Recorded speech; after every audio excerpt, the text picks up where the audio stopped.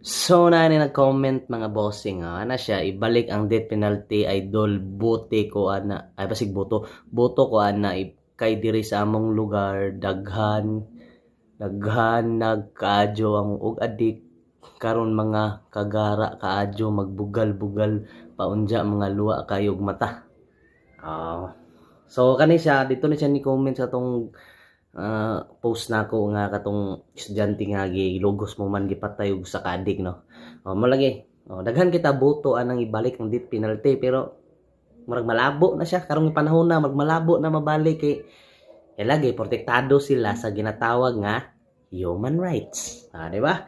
Puro na ta istorya ni nga ibalik na tong death penalty, sugot ta balik ang death penalty pero diya kita yaw taman di gina sa mahimo karong panahon na.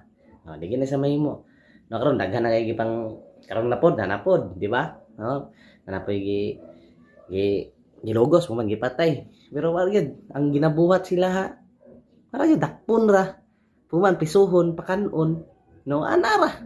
Dagdag palamunin sa gobyerno ang kanang ngani nga tao. Pero ate mabuhat sugot man ta nga ibalik ang death penalty pero wala tayong mabuhat kay na may human rights, protektado man sila sa human rights, di ba? Wala ta. Isa ra ko maingon. Ay kabuang.